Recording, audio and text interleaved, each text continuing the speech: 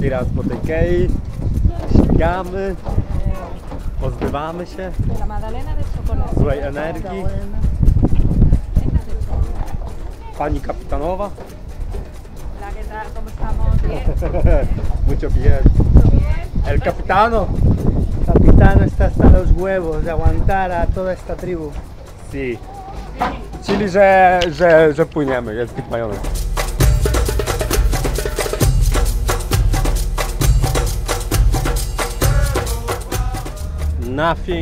Nothing. Jest tyle nicości, że nawet nie chcę tego w języku polskim nazywać. Bo nie można w języku polskim nazywać czegoś, co jest niczym. Bo myśmy są najlepsi i najwspanialsi.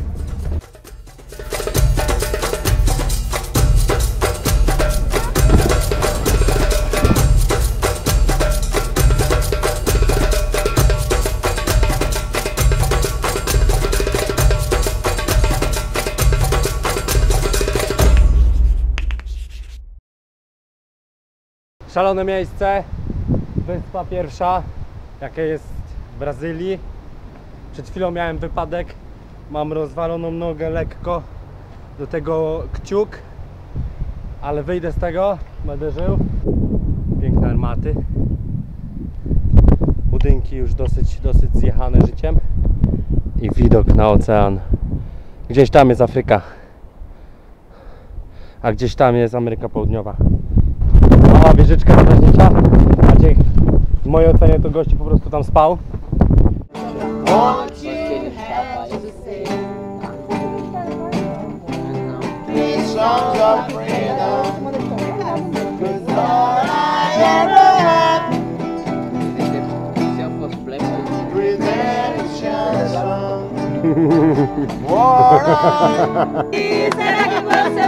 I won't understand.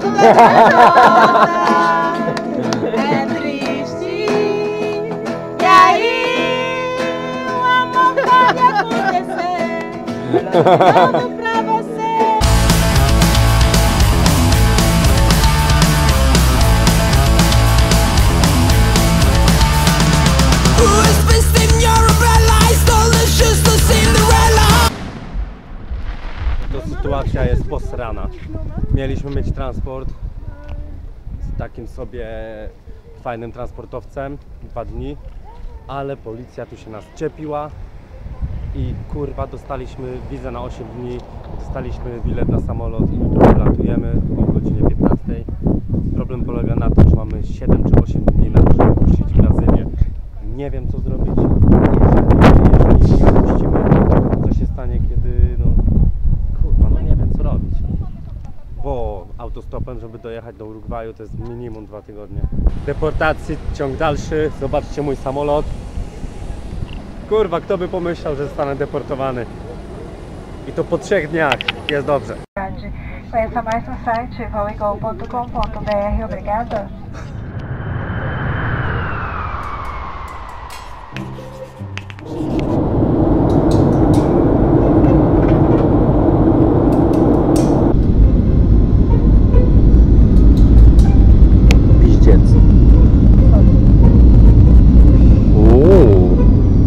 Profesjonal. Miasto Recife, idę na lotnisko. Dzięki waszej pomocy udało mi się kupić tanio bilet i uzyskać ogólnie pieniądze na to. Chyba nie zamkną mnie w więzieniu. Nie jest dobrze. Ale jest jeden plus w tym kraju. Kupujesz sobie tutaj bimber, wiecie w czym? W puszce jak do browara. To jest właśnie piękne i jest tanie. Wieśniak z Polski, czy nie z Polski, kurwa, czy z Kanysowa Górnego Śląska, czy ze wschodniej Polski, czy z zachodniej Polski. To ja mam jedno. Nie wiem jak to obsłużyć. Zapytam stewardessę. Tak boska. Kurwa, każda sekunda, kiedy ona przechodzi obok mnie, jest najpiękniejszą chwilą, kiedykolwiek mogłem przeżyć. Zamknąłem oczy i ją zobaczyłem. Nie bójcie. No to ruszam na Argentynę. Jakieś 1050 km przede mną. Idę z lotniska na główną drogę. Zobaczymy, co z tego wyjdzie. Na razie jest pozytywnie. Pierwszy prawdziwy autostop w Brazylii.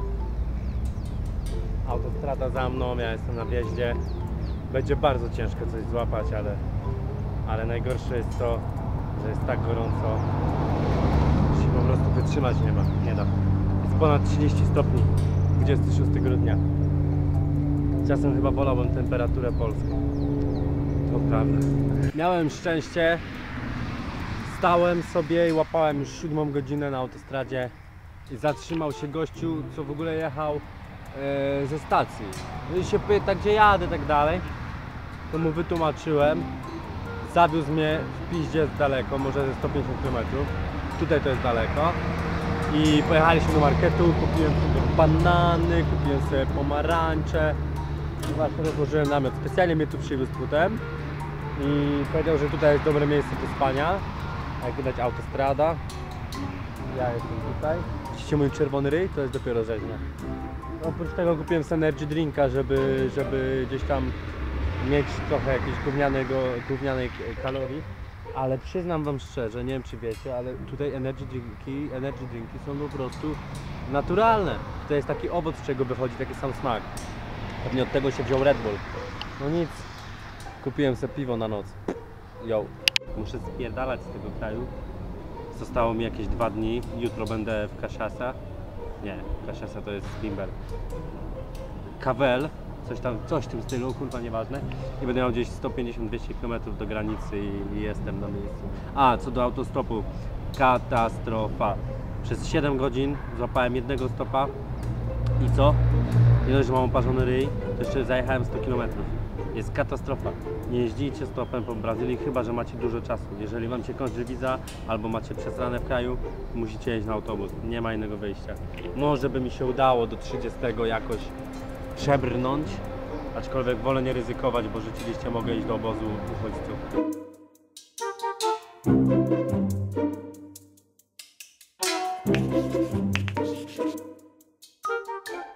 Dzięki Bogu Brazylia opuszczona, za mną granica. Nie wiem, naprawdę nie wiem, co oni mają napisane w komputerach, ale strażnik mi powiedział, że mam wypierdalać z Brazylii. Dosłownie po angielsku mi to powiedział. Naturalna granica między Brazylią a Argentyną, proszę bardzo.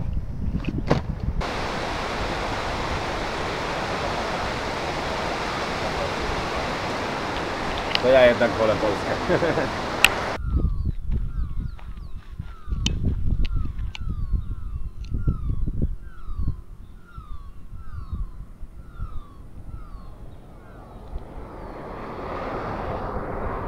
Słyszycie to? Pojebane, nie? Znalazłem, wychodząc ze sklepu, plastikowy różaniec. Taki jak na Majdanie rozdawali, tylko że był lekko różowy.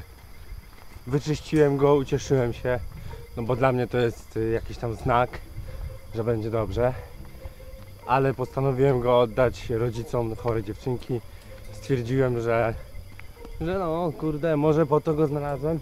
I wiecie co, założyli go ładnie na lusterku i chyba się ucieszyli. Fajnie, karma. Nie wiem, gdzie wy spędzacie Sylwestra, ale ja znalazłem miejsce fazowe. Autostrada. Widać? A na autostradzie przystanek. Fuertes. Chuj wie co to jest, ale jedno jest pewne. Dzisiaj tam śpię, dzisiaj tu piję, dzisiaj się tu bawię. Trochę jestem blisko policji, ale chuj z nimi, oni też pewnie będą pili. Sylwester się zaczął, impreza sylwestrowa, czyli śledziki muszą być. W sumie to jest paprykarz, ale polski, miał być na Wigilię, ale nie miałem czasu go zjeść w Wigilię, więc jest na Sylwestra. Poza tym jest pieczywo, jedna fajka, piwo, wódka i popita. Czyli Sylwester jak ta lala, Sylwester a la przystanek. To jest coś, o czym bym w życiu nawet nie pomyślał, że jestem w stanie zrobić. Ale nie mam innego wyjścia i zaczyna mi się to podobać. 1 stycznia, czkawkę mam 11:30. Nowy rok. Przespałem tyle godzin. W nocy słyszałem ze 2 petardy. Chyba trzeba złapać stopa, fajnego posta napisałem na lekkim wybiciu. Trzeba go wrzucić na nety. Pierwsze łapanie w 2015 roku, ale po chuj ja łapię jak nic nie jedzie.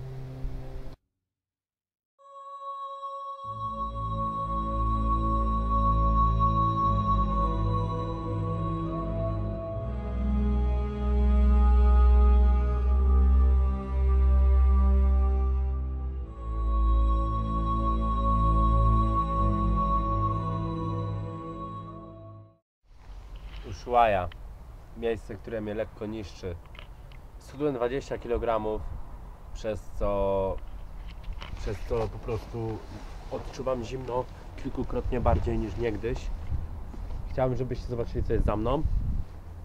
Widzicie? Piękne góry, przypominające nasze Tatry, przynajmniej ta jedna. Jedna z ciekawszych rzeczy, jaka mnie spotkała, to jest fakt, że tutaj nie ma autobusów, tylko jest taka normalny samochód jak taksi z numerem na przykład 15, takim co jechałem, i taryfa to jest 400 pesos, czyli jakieś 65-70 centów amerykańskich. No, jest tanio jak autobus, tylko że jedziesz taksą. Zobaczcie sami, za mną właśnie stanęło. Niesamowite, nie? I wołasz sobie jak taksi.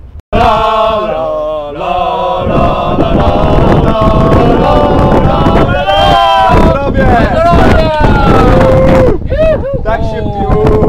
To jest moje towarzystwo. Szanowne towarzystwo. Francja, Chile. No i Poliako, El Polako.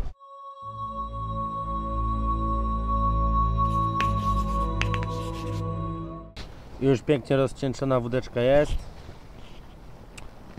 No i co tu dużo mówić?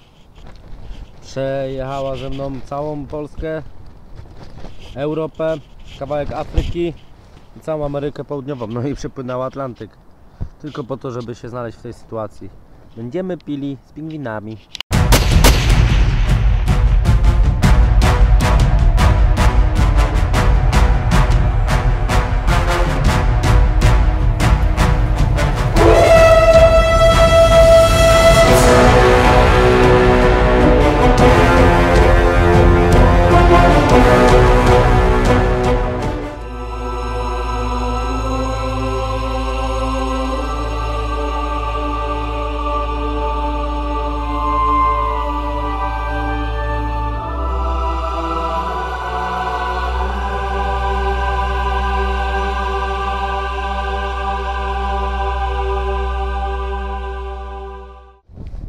Muszę przyznać, że pewnie was zawiodłem. Napiłem się wódki z pingwinami, ale jak myślałem, tak myślałem, czyli jest to nierealne. O kurwa, jestem na kamerze. Ja pierdolę. Ja pierdolę. Ja pierdolę. Jestem na kamerze. Kurwa, nie zauważyłem. Kurwa. No to chuj. Dobra, i tak już na niej jestem. Idę dalej.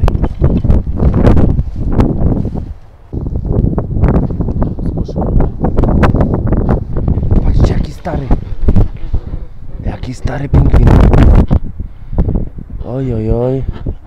To jest przywódca prawdopodobnie.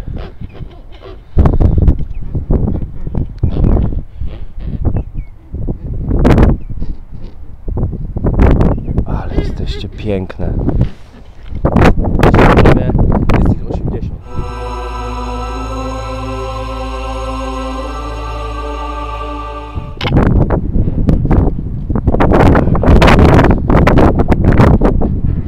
Napiliśmy się właśnie wódeczki. Nikt nie pochodzi z Polski.